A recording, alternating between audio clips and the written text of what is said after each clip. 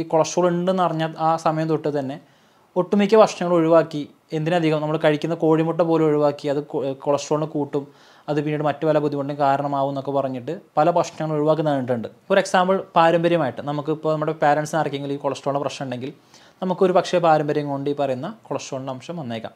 അപ്പോൾ കൊളസ്ട്രോൾ കൂടി കഴിഞ്ഞ ആളുകൾ ഏറ്റവും ആദ്യം ചെയ്യുന്നൊരു പരിപാടിയാണ് ഫാസ്റ്റിംഗ് എടുക്കുന്നത്. ഇൻ്റർമീഡിയറ്റ് ഫാസ്റ്റിംഗ് ആവും ചില ആളുകൾ, അല്ലെങ്കിൽ വാട്ടർ ഫാസ്റ്റിംഗ് ആവും. ചിലപ്പോൾ നമ്മുടെ ലിവറിന്ന് ബൂസ്റ്റപ്പ് ചെയ്ത് കഴിഞ്ഞാൽ ഈ പറയുന്ന ലിവറിൻ്റെ മെറ്റബോളിസം ശരിയാക്കുന്ന വഴിക്ക് ഈ പറയുന്ന കൊളസ്ട്രോൾ നമ്മൾ കുറഞ്ഞൊരു കണ്ടിട്ടുണ്ട്. അതിൽ തന്നെ നമ്മൾ LDL ഉം VLDL ഉം കൂടുമ്പോൾ മാത്രം നമ്മൾ അതിന് കാര്യമായിട്ട് പരിഗണിക്കേണ്ടതുള്ളൂ. HDL കൂടുകയാണെങ്കിൽ അത് മെയിൻ ചെയ്യണം നോക്കേണ്ടത്.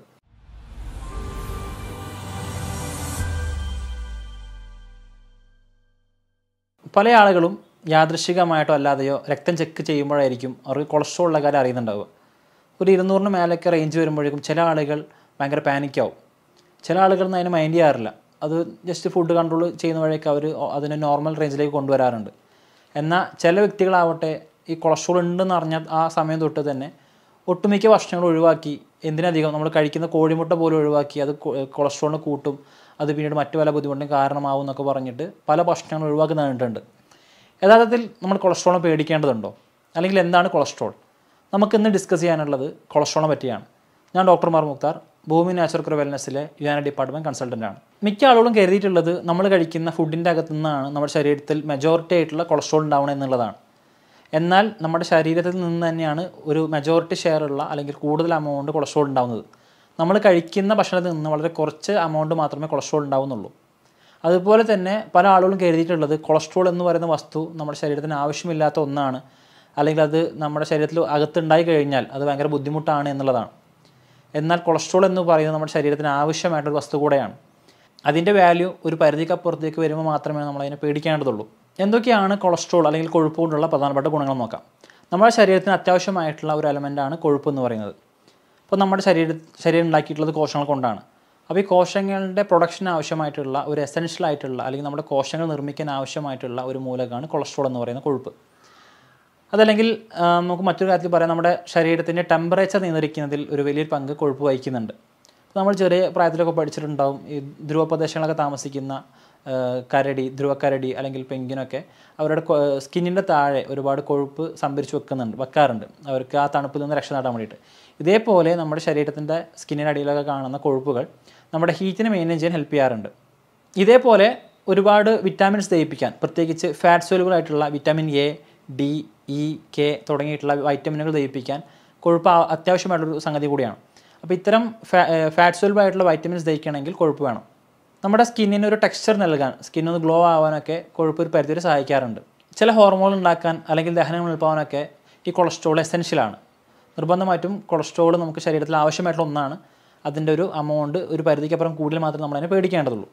നമ്മൾ കഴിക്കുന്ന ഭക്ഷണത്തിൻ്റെ അകത്ത് ഒരുപാട് കലോറികൾ ഉണ്ടെങ്കിൽ ഈ ബാക്കി വരുന്ന കലോറിയെ ട്രൈഗ്ലിസറൈഡ് എന്ന് പറയുന്ന കൊഴുപ്പിൻ്റെ ഒരു ഫോമിലേക്ക് ആക്കി മാറ്റി ശരീരം പല ഭാഗങ്ങൾ സംഭരിച്ച് വെക്കാറുണ്ട്. അതിലേറ്റവും പ്രധാനപ്പെട്ട പങ്ക് വഹിക്കുന്ന ലിവറാണ്. ലിവറിൻ്റെ അകത്താണ് ഏറ്റവും കൂടുതൽ കൊഴുപ്പ് സംഭരിച്ച് വെക്കാറുള്ളത്. ഇപ്പോൾ നമ്മൾ മിക്ക ആളുകളും വളരെ യാദൃശ്ചികമായിട്ട് സ്കാനിങ് ചെയ്യുന്ന സമയത്ത് ഗ്രേഡ് 1 ഫാറ്റ് ലിവർ ഉണ്ട്, ഗ്രേഡ് 2 ഫാറ്റ് ലിവർ ഉണ്ടെന്നൊക്കെ പറയാറുണ്ട്. അപ്പോൾ നമ്മുടെ ശരീരത്തിൽ ബാക്കി വരുന്ന ഈ കൊഴുപ്പിനെ, അല്ലെങ്കിൽ ബാക്കി വരുന്ന കലോറിയെ കൊഴുപ്പാക്കി കൺവേർട്ട് ചെയ്ത് ഈ ലിവറിൻ്റെ അകത്ത് സ്റ്റോർ ചെയ്ത് വെക്കും. ഇതേപോലെ തന്നെ നമ്മുടെ സ്കിന്നിൻ്റെ താഴെയും മറ്റ് ചില സന്ദർഭങ്ങളിൽ നമ്മുടെ ബ്ലഡ് വെസൽസ്, രക്തക്കൊള്ള ഉള്ളിലും ഒളിപ്പിച്ച് വെക്കാറുണ്ട്, അല്ലെങ്കിൽ സംഭരിച്ച് വെക്കാറുണ്ട്. ഇതിൻ്റെ തോത് വ്യത്യാസപ്പെടുമ്പോഴാണ് നമുക്കിതുമായിട്ട് ബന്ധപ്പെട്ടിട്ടുള്ള കോംപ്ലിക്കേഷൻസ്, ബുദ്ധിമുട്ടുകൾ ഉണ്ടാവാറുള്ളത്. ഇപ്പോൾ ഉദാഹരണത്തിന് ഈ ലിവറിൽ അടിഞ്ഞു കൂടുന്ന കൊഴുപ്പിൻ്റെ എമൗണ്ട് കൂടുകയാണെങ്കിൽ അത് ഫാറ്റ് ലിവറായിട്ട് മാറാനും, ഇതേപോലെ സ്കിന്നിൻ്റെ അടിയിലാണ് ഫാറ്റ് കൂടുന്നതെങ്കിൽ നമുക്ക് പൊണ്ണത്തടി വരാനും, അത് ഇനി മറ്റ് രക്തക്കൊള്ള അകത്താണ് സംഭരിച്ച് വെക്കുന്നതെങ്കിൽ അതിറോസ്ക്ലീറോസിസ് എന്ന് പറയുന്ന, നമ്മൾ ഇപ്പോൾ മിക്ക ആളുകൾക്കും അറിയുന്നുണ്ട് ഹാർട്ടിൽ ബ്ലോക്ക് വന്നു എന്നൊക്കെ പറയാറുണ്ട്. അപ്പോൾ ഈ കൊഴുപ്പടിഞ്ഞ് ഈ രക്തക്കൊലകൾ ചുങ്ങിപ്പോവാനും, അല്ലെങ്കിൽ അതിൻ്റെതൊക്കെ പ്രോപ്പറായിട്ട് രക്തമെത്താതെ ആ ഭാഗം ഇപ്പോൾ മിക്കവാറും സംഭവിക്കുന്നുണ്ടാവും നമ്മുടെ ഹൃദയവാൾവുകളിലാണ്, അല്ലെങ്കിൽ ഹൃദയധമനികളിലാണ്. അപ്പോൾ ഇവിടെ കൊഴുപ്പൊന്ന് അടിഞ്ഞുകൂടി ഹാർട്ടിലേക്ക് കൃത്യമായിട്ട് രക്തം പമ്പ് ചെയ്യാതെ വരികയും നമുക്കൊരു നെഞ്ചുവേദന വന്ന് നമ്മൾ ആൻജിയോഗ്രാമൊക്കെ ചെയ്ത് കൊഴുപ്പിൻ്റെ സാന്നിധ്യം കണ്ടെത്തി ആൻജിയോപ്ലാസ്റ്റി ഒക്കെ ചെയ്യുന്ന ഒരു സാഹചര്യം നമ്മൾ പലപ്പോഴായിട്ട് നമ്മൾ കണ്ടിട്ടുണ്ടാവും. അപ്പോൾ നമ്മൾ കഴിക്കുന്ന ഭക്ഷണം കലോറി ഒരുപാട് കൂടുതലാണെങ്കിൽ അതിനെ ട്രൈഗ്ലിസറൈഡായിട്ട് കൺവേർട്ട് ചെയ്ത് അത് എന്ത് ചെയ്യാറുണ്ട്, ഈ പറയുന്ന പ്രത്യേക സ്ഥലങ്ങളിൽ ലിവറിലാവട്ടെ, അല്ലെങ്കിൽ രക്തക്കൊഴലുകളിലാവട്ടെ, അല്ലെങ്കിൽ സ്കിന്നിൻ്റെ താഴേക്ക് സംഭരിച്ച് വെക്കാറുണ്ട്. നമ്മളിതിൽ മനസ്സിലാക്കുന്ന സംഗതി, നമ്മൾ എപ്പോഴും കൊളസ്ട്രോൾ ചെക്ക് ചെയ്യുന്ന സമയത്ത് ടോട്ടൽ കൊളസ്ട്രോൾ ചെക്ക് ചെയ്യുന്നതിനപ്പുറത്തേക്ക് ഇതിനെ പ്രൊഫൈൽ ചെയ്തുകൊണ്ട് അല്ലെങ്കിൽ LDL, HDL, VLDL, ട്രൈഗ്ലിസറൈഡ് എന്ന് പറഞ്ഞ് ഡീറ്റെയിൽ ആയിട്ട് പരിശോധിക്കുകയാണെങ്കിൽ അപ്പോൾ മാത്രം നമുക്ക് കൃത്യമായിട്ട് നമുക്ക് നല്ല കൊളസ്ട്രോൾ ആണോ കൂടുതലുള്ളത് അല്ലെങ്കിൽ ചീത്ത കൊളസ്ട്രോൾ ആണോ കൂടുതലുള്ളത് മനസ്സിലാക്കാൻ കഴിയുള്ളൂ. അപ്പോൾ HDL എന്ന് പറയുന്ന ഹൈ ഡെൻസിറ്റി ലിപ്പിഡാണ് ഏറ്റവും നല്ല കൊളസ്ട്രോൾ. ഇതൊരു ഗുഡ് കൊളസ്ട്രോൾ എന്നും പറയാറുണ്ട്. ഇതിൻ്റെ അമൗണ്ട് കൂടുന്നത് ഒരു പരിധിവരെ നല്ലതാണ്. ഇതിൻ്റെ അമൗണ്ട് കൂടുന്നത് ചീത്ത കൊളസ്ട്രോൾ കുറയ്ക്കാനും നമ്മുടെ മൊത്തത്തിലുള്ള മെറ്റബോളിസം ശരിയാവാനും സഹായിക്കാറുണ്ട്. എന്നാൽ LDL, VLDL എന്ന് പറയുന്ന ലോ ഡെൻസിറ്റി ലിപ്പിഡ് ആവട്ടെ അല്ലെങ്കിൽ വെരി ലോ ഡെൻസിറ്റി ലിപ്പിഡ് എന്ന് പറയുന്ന ലിപ്പോപ്രോട്ടീൻസ്, ഇത് ലിപ്പിഡും പ്രോട്ടീനും പാടെ കൂടി ചേർന്നിട്ടുണ്ടാകുന്ന ഒരു മൂലകമാണ്. ഇതിന് കാരണം ബ്ലഡ് വെസൽസിലൂടെ പ്രോപ്പറായിട്ട് സഞ്ചരിക്കണമെങ്കിൽ ഈ പ്രോട്ടീൻ്റെ സഹായം കൂടിയേ തീരും. അപ്പോൾ ഈ VLDL അല്ലെങ്കിൽ LDL എന്ന് പറയുന്ന ചീത്ത കൊളസ്ട്രോൾ അല്ലെങ്കിൽ ബാഡ് കൊളസ്ട്രോൾ എന്ന് വിളിക്കുന്നത് നമ്മുടെ ധമനികളിൽ അടിഞ്ഞുകൂടാൻ ചാൻസ് കൂടുതലാണ്. ഇത് കമ്പാരിറ്റീവ്ലി നമുക്ക് ഉപദ്രവം ചെയ്യുന്ന അല്ലെങ്കിൽ നമുക്ക് ബുദ്ധിമുട്ടുണ്ടാക്കുന്ന കൊളസ്ട്രോളുകളാണ്. അപ്പോൾ നമ്മൾ എപ്പോഴും കൊളസ്ട്രോൾ ചെക്ക് ചെയ്യുന്ന സമയത്ത് ഈ 2 വാല്യൂ കൂടാതിരിക്കാനും ഇതിൻ്റെ കൂടെ തന്നെ ട്രൈഗ്ലിസറൈഡ് എന്ന് പറയുന്ന കൊളസ്ട്രോൾ ലെവൽ കൂടാനും ശ്രദ്ധിക്കേണ്ടതുണ്ട്. അപ്പോൾ LDLും VLDLും കൂടുമ്പോഴാണ് നമുക്ക് കൊളസ്ട്രോളുമായിട്ട് ബന്ധപ്പെട്ടിട്ടുള്ള ബുദ്ധിമുട്ടുണ്ടാവുകയുള്ളൂ. ഏറ്റവും പ്രധാനമായിട്ടുള്ള ബുദ്ധിമുട്ട് നമ്മൾ പറയുന്നത് നേരത്തെ പറഞ്ഞ പോലെ തന്നെ രക്തപോലുകളൊക്കെ വന്ന് അടിഞ്ഞുകൂടി പ്രത്യേകിച്ച് ഹാർട്ടിലേക്കുള്ള ബ്ലഡ് വെസൽസിലേക്ക് അടിഞ്ഞുകൂടി അവിടേക്ക് ഒരു ബ്ലോക്ക് ഉണ്ടാക്കുകയും പ്രോപ്പറായിട്ടുള്ള ബ്ലഡ് ഫ്ലോ തടസ്സപ്പെടുത്തുകയും ആ ഓർഗനിലേക്കുള്ള ബ്ലഡ് ഫ്ലോ കുറക്കുന്നത് വഴി ആ ഓർഗൻ ഡാമേജ് ആവാനോ അതല്ലെങ്കിൽ അറ്റാക്ക് പോലത്തെ അല്ലെങ്കിൽ സ്ട്രോക്ക് പോലത്തെ കണ്ടീഷൻസിലേക്ക് വഴിവെക്കാനോ ചാൻസ് ഉണ്ട്. പല കാരണങ്ങൾ കൊണ്ട് നമുക്ക് കൊളസ്ട്രോൾ വരാം. ഫോർ എക്സാമ്പിൾ പാരമ്പര്യമായിട്ട് നമുക്കിപ്പോൾ നമ്മുടെ പാരൻസിന് ആർക്കെങ്കിലും ഈ കൊളസ്ട്രോളിൻ്റെ പ്രശ്നം ഉണ്ടെങ്കിൽ നമുക്കൊരു പക്ഷേ പാരമ്പര്യം കൊണ്ട് ഈ പറയുന്ന കൊളസ്ട്രോളിൻ്റെ അംശം വന്നേക്കാം. അതല്ല നമുക്ക് മിക്ക ആളുകളും നമുക്ക് ഇപ്പോഴത്തെ അറിയുന്ന പോലെ തന്നെ ഇതൊരു ലൈഫ് സ്റ്റൈൽ ഡിസോർഡർ കൂടിയാണ്. നമ്മൾ കഴിക്കുന്ന ഫുഡിൻ്റെ അല്ലെങ്കിൽ നമ്മുടെ ജീവിതശൈലിയുമായിട്ട് വളരെയധികം ബന്ധപ്പെട്ടെടുക്കുന്ന ഒരു പ്രോബ്ലം കൂടിയാണ് ഹൈ കൊളസ്ട്രോൾ എന്ന് പറയുന്ന ഒരു കണ്ടീഷൻ. ഇപ്പോൾ നമ്മൾ കഴിക്കുന്ന ഫുഡിൻ്റെ അകത്ത് ഒരുപാട് കലോറീസ് കൂടുതലാണെങ്കിൽ ഇപ്പോൾ നമ്മളിപ്പോൾ ഉദാഹരണത്തിന് നമ്മൾ വീട്ടിലേക്ക് പഞ്ചസാര വാങ്ങുമ്പോൾ നമ്മൾ അപ്പോൾ പോയിട്ട് ആവശ്യമുള്ളത് വാങ്ങുകയല്ലേ ചെയ്യുക. ഒരു ബൾക്ക് എമൗണ്ട് വാങ്ങി ആവശ്യാനുസരണം എടുത്ത് ഉപയോഗിക്കുകയാണ് ചെയ്യുക. അപ്പോൾ ഇതേപോലെ നമ്മൾ കഴിക്കുന്ന ഭക്ഷണത്തിൻ്റെ അകത്ത് ഒരുപാട് കലോറി ഉണ്ടെങ്കിൽ ഒരുപാട് എനർജി ഉണ്ടെങ്കിൽ ആവശ്യത്തിന് മാത്രം ശരീരം എടുത്തു വെച്ച് ബാക്കിയുള്ളത് ഈ പറയുന്ന ട്രൈഗ്ലിസറൈഡ് ഫോമിലാക്കി അല്ലെങ്കിൽ കൊഴുപ്പായിട്ട് കൺവേർട്ട് ചെയ്ത് നമ്മുടെ ലിവറിലൊക്കെ എടുത്തു വെക്കാറുണ്ട്. അപ്പോൾ നമ്മൾ കഴിക്കുന്ന ഭക്ഷണം എന്ന് പറയുന്നത് നമ്മുടെ കൊളസ്ട്രോളിൻ്റെ ലെവലിനെ ഡിറ്റർമിൻ ചെയ്യുന്നുണ്ട്. നമ്മൾ കഴിക്കുന്ന ഭക്ഷണത്തിനകത്ത് ഒരുപാട് ഹൈ കലോറി ഉള്ളതാണെങ്കിൽ അത് നമ്മുടെ ശരീരത്തിനകത്ത് കൊളസ്ട്രോളിൻ്റെ വാല്യൂ കൂട്ടാൻ അത് കാരണമായേക്കാം. ഇതേപോലെ തൈറോയിഡിന് എന്തെങ്കിലും ബുദ്ധിമുട്ടുകളുണ്ടെങ്കിൽ ഈ പറയുന്ന കൊളസ്ട്രോളിൻ്റെ വാല്യൂ കൂടാൻ ചാൻസ് ഉണ്ട്. അതെങ്ങനെയെന്ന് വെച്ച് കഴിഞ്ഞാൽ നമ്മുടെ തൈറോയിഡിൻ്റെ ഏറ്റവും പ്രധാനപ്പെട്ട ഫംഗ്ഷൻസിൽ ഒന്നാണ് ഫാറ്റ് മെറ്റബോളിസത്തെ ഹെൽപ്പ് ചെയ്യുക എന്നുള്ളത്. അതായത് നമ്മുടെ കൊഴുപ്പ് പ്രോപ്പറായിട്ട് വിഘടിച്ച് അത് നമ്മുടെ ശരീരത്തിൽ സ്റ്റോർ ചെയ്യാനും അല്ലെങ്കിൽ അത് വേണ്ട സമയത്ത് ഉപയോഗപ്പെടുത്തുന്നതിലും തൈറോയ്ഡ് ഹോർമോൺസ് ഒരുപാട് പങ്കുവഹിക്കുന്നുണ്ട്. അപ്പോൾ തൈറോയ്ഡ് ഗ്രന്ഥി താറുമാറാവുകയാണെങ്കിൽ അല്ലെങ്കിൽ തൈറോയ്ഡ് ഹോർമോൺസ് പ്രോപ്പറായിട്ട് പ്രൊഡക്ഷൻ ചെയ്യുന്നില്ലെങ്കിൽ ഈ ഫാറ്റ് മെറ്റബോളിസം ഡിസോർഡർ ആവുകയും അതിൻ്റെ ഭാഗമായിട്ട് ഈ പറയുന്ന കൊളസ്ട്രോളിൻ്റെ എമൗണ്ട് കൂടുതലായിട്ട് കാണാൻ കഴിയും. മറ്റൊന്ന് നമ്മുടെ ലിവറിൻ്റെ ഹെൽത്താണ്. ലിവർ പ്രോപ്പറായിട്ട് ഫംഗ്ഷനിങ് അല്ല എങ്കിൽ മറ്റേതെങ്കിലും കാരണം കൊണ്ടാവാം, ലിവർ സിറോസിസ് പോലത്തെ അല്ലെങ്കിൽ ഹെപ്പറ്റൈറ്റിസ് പോലത്തെ കണ്ടീഷൻസ് കൊണ്ടൊക്കെ ഈ ലിവറിന് എന്തെങ്കിലും ഡാമേജ് ഉണ്ടെങ്കിൽ ഇപ്പോൾ ലിവറാണ് ഈ പറയുന്ന കൊഴുപ്പിനൊക്കെ ആവശ്യമനുസരണം പിത്തമാക്കി മാറ്റുന്നതും അതല്ലെങ്കിൽ അതിന് വേണ്ട രീതിയിലേക്കുള്ള കൊഴുപ്പാക്കി മാറ്റുന്നതൊക്കെ ചെയ്യുന്നത്. അപ്പോൾ ഇത്തരത്തിൽ ഉള്ള പണി ലിവർ എടുക്കാതിരിക്കുകയാണെങ്കിൽ ലിവർ പ്രോപ്പർ ഫംഗ്ഷനിങ് അല്ലെങ്കിൽ നമ്മുടെ കൊളസ്ട്രോളിൻ്റെ റേഞ്ച് കൂടാൻ ചാൻസ് ഉണ്ട്. പൊതുവേ കൊളസ്ട്രോൾ വന്നു കഴിഞ്ഞാൽ ആളുകൾക്ക് ഉണ്ടാകുന്ന ഒരു ധാരണയാണ് എന്തൊക്കെ കഴിക്കാം എന്തൊക്കെ കഴിക്കരുതെന്നുള്ളത്. അപ്പോൾ നമ്മൾ ഒരുവിധം ഓയിലി കണ്ടനുള്ള ഒരുവിധം സാധനങ്ങൾ നമ്മൾ പരമാവധി ഒഴിവാക്കാറുണ്ട്. നമ്മളിതിൽ ശ്രദ്ധിക്കേണ്ടത് 2 തരത്തിലാണ് ഫാറ്റുകളുള്ളത്. ഒന്ന് അൺസാച്ചുറേറ്റഡ് ഫാറ്റ് എന്ന് പറയുന്ന അപൂരിതമായിട്ടുള്ള കൊഴുപ്പുകളും സാച്ചുറേറ്റഡ് ഫാറ്റ് എന്ന് പറയുന്ന പൂരിത കൊഴുപ്പുകളും. നമുക്കത് ഏറ്റവും കൂടുതൽ ബുദ്ധിമുട്ടുണ്ടാക്കുന്നത് സാച്ചുറേറ്റഡ് ഫാറ്റ് എന്ന് പറയുന്ന പൂരിത കൊഴുപ്പുകളാണ്. കമ്പാരിറ്റീവ്ലി അൺസാച്ചുറേറ്റഡ് ഫാറ്റ് നമുക്ക് ഒന്നുകൂടി സേഫാണ്. ഒന്നുകൂടി സിമ്പിളാക്കി പറയുകയാണെങ്കിൽ റെഡ് മീറ്റ് അതുപോലെ ചീസ് ഇതിലൊക്കെ അടങ്ങിയിട്ടുള്ള ഫാറ്റ് എന്ന് പറയുന്നത് സാച്ചുറേറ്റഡ് ഫാറ്റാണ്. ഇത് ശരീരത്തിന് LDL കൂട്ടാനും HDL അമൗണ്ട് കുറക്കാനും നമ്മുടെ ഈ പറയുന്ന ധമനികൾ അടിഞ്ഞുകൂടാനൊക്കെ ചാൻസ് കൂടുതലാണ്. എന്നാൽ നമ്മൾ നട്ട്സിലൊക്കെ കാണുന്ന അപ്പോൾ കാഷ്യൂനട്ട് അണ്ടിപ്പരിപ്പിൽ കാണുന്ന അവക്കാഡോയിൽ കാണുന്ന അല്ലെങ്കിൽ വാൾനട്ടിലൊക്കെ കാണുന്ന ആ ഓയിൽ നാച്ചുറലി ആയിട്ട് ഒമേഗ 3 ഫാറ്റി ആസിഡിലൊക്കെ കാണുന്ന ഓയിലൊക്കെ അൺസാച്ചുറേറ്റഡ് ഫാറ്റാണ്. അപ്പോൾ നമ്മൾ ഇത് കഴിക്കുമ്പോൾ നമ്മുടെ HDL അമൗണ്ട് കൂടാനും LDL അമൗണ്ട് കുറയ്ക്കാനും അത് നമ്മുടെ ഉദാഹരണത്തിന് ഒമേഗ 3 ഫാറ്റി ആസിഡിൻ്റെ അകത്തുള്ള എലമെൻറ്റ്സൊക്കെ നമ്മുടെ ബ്രെയിൻ ഡെവലപ്മെൻറ്റൊക്കെ നല്ല ഉപകാരം ചെയ്യുന്ന ഒരു തരം പാർട്ടിക്കിൾസാണ്.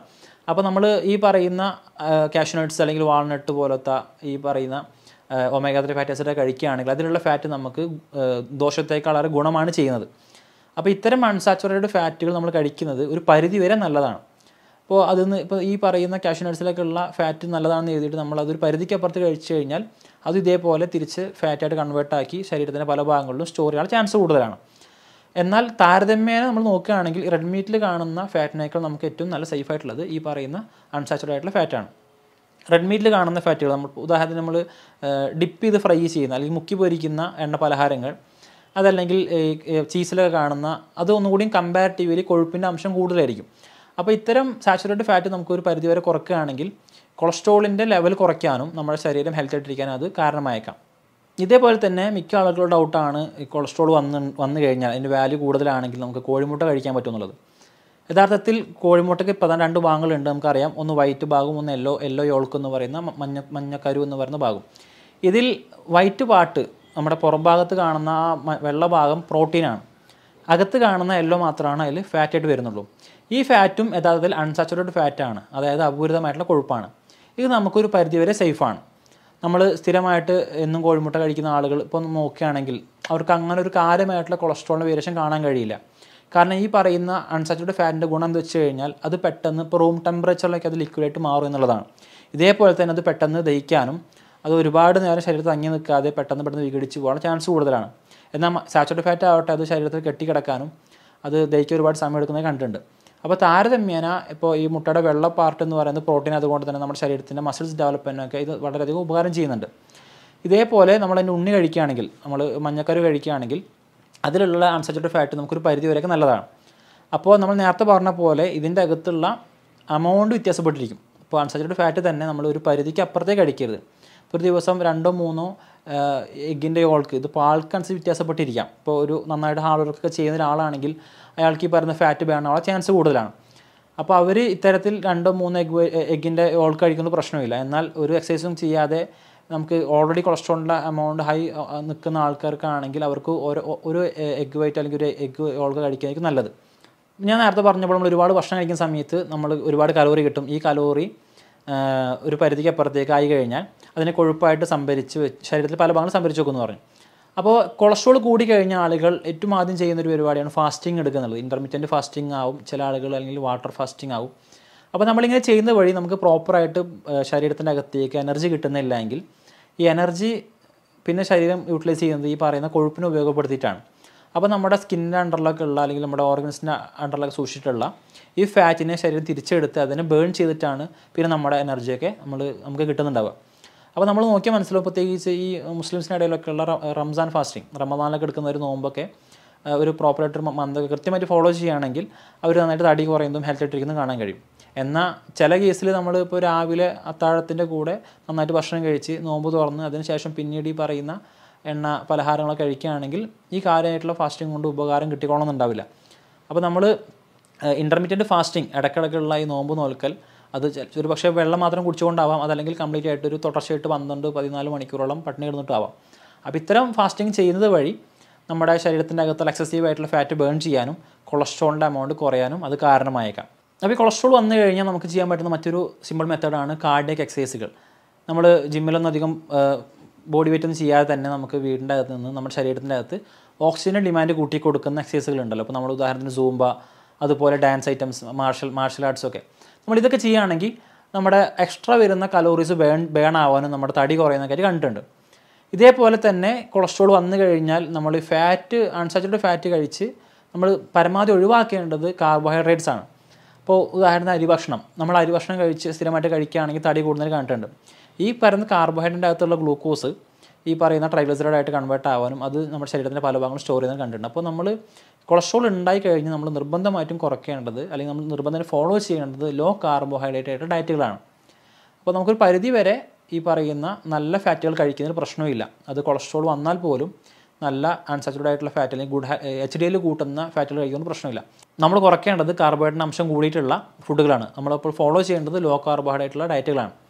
അപ്പോൾ നമ്മൾ പ്രോപ്പറായിട്ട് കാർഡിയോ എക്സസൈസുകൾ ചെയ്യുന്നത് വഴി, അതല്ലെങ്കിൽ നമ്മുടെ തൈറോയിഡിൻ്റെ ഫങ്ഷൻസ് ഡാമേജ് കൊണ്ടാണ് ഈ പറയുന്ന ഫാറ്റിൻ്റെ പ്രശ്നം കൊളസ്ട്രോൾ എമൗണ്ട് കൂടുന്നെങ്കിൽ തൈറോയിഡിൻ്റെ പ്രശ്നങ്ങൾ പരിഹരിക്കുന്ന വഴി, ഇപ്പോൾ ഫാറ്റ് ലിവറുള്ള ആളാണെങ്കിൽ ചിലപ്പോൾ നമ്മുടെ ലിവറൊന്ന് ബൂസ്റ്റപ്പ് ചെയ്ത് കഴിഞ്ഞാൽ ഈ പറയുന്ന ലിവറിൻ്റെ മെറ്റബോളിസം ശരിയാക്കുന്ന വഴിയൊക്കെ ഈ പറയുന്ന കൊളസ്ട്രോൾ എമൗണ്ട് കുറഞ്ഞൊരു കണ്ടിട്ടുണ്ട്.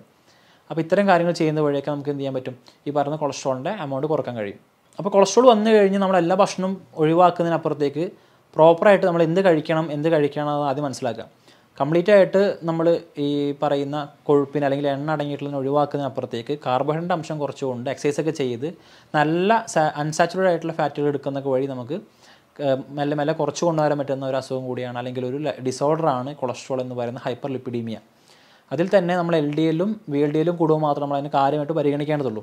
HDL കൂടുകയാണെങ്കിൽ അത് മാനേജ് ചെയ്യണം നോക്കേണ്ടത്. അപ്പോൾ ഇതുമായിട്ട് ബന്ധപ്പെട്ട സംശയങ്ങളുണ്ടെങ്കിൽ നിങ്ങൾക്ക് താഴെ കാണുന്ന നമ്പറിൽ ചോദിക്കാം, കമൻറ്റിൽ അറിയിക്കാം.